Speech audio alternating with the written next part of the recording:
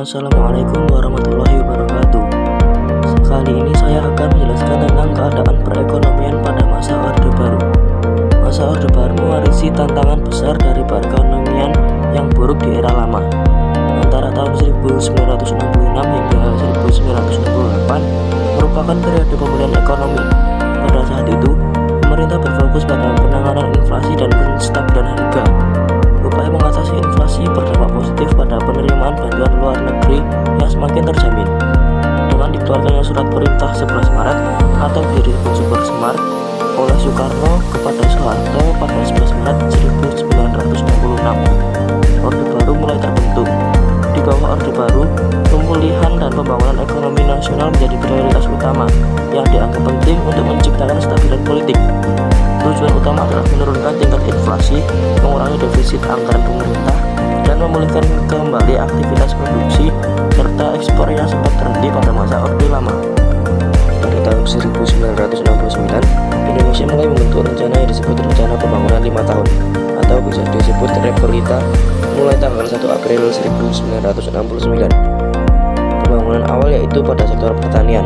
Hal ini dikarenakan 55% dari penduduk dihasilkan oleh sektor pertanian, sedangkan 75% penduduk Indonesia memperoleh kehidupan dari sektor pertanian. Setelah itu, terdapat 5 repelita. Repelita 1 lebih menitik beratkan pada sektor pertanian.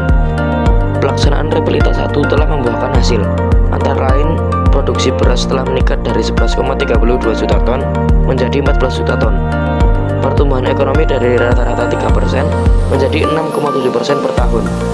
Pendapatan rata-rata penduduk dari 80 US dollar dapat ditingkatkan menjadi 170 US dollar.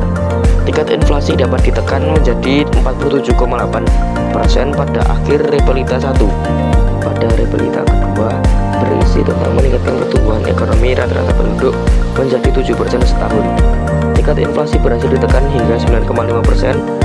Pada sektor pertanian telah dilakukan perbaikan dan pembangunan jaringan irigasi baru. Pembangunan difokuskan pada pulau-pulau di luar Jawa, Bali, dan Madura, termasuk melalui transmigrasi.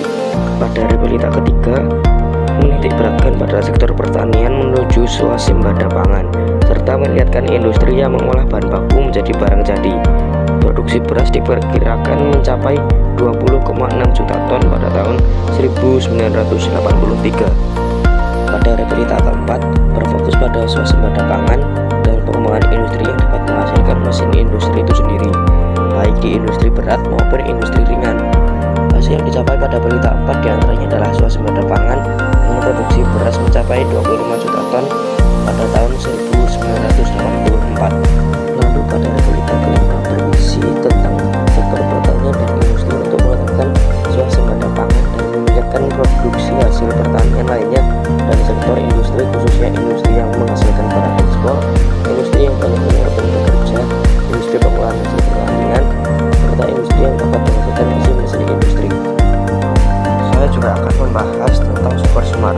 Super Semar adalah singkatan dari Surat Perintah 11 Maret, sebuah surat perintah yang dikeluarkan oleh Presiden Soekarno pada 11 Maret 1966. Surat ini menjadi tonggak awal transisi kekuasaan dari Soekarno ke Soeharto dan penanda lahirnya Orde Baru di Indonesia. Super Semar berisi perintah kepada Letnan Jenderal Soeharto yang saat itu menjabat sebagai Panglima Komando Operasi Keamanan dan Ketertiban atau Kopkamtib untuk mengambil tindakan yang dianggap berguna memulihkan keamanan dan ketertiban negara. Hal ini dilakukan setelah terjadinya peristiwa G30 SPKI yang menimbulkan ketidakstabilan politik dan keamanan di Indonesia. Sekian video dari saya. Terima kasih. Wassalamualaikum warahmatullahi wabarakatuh.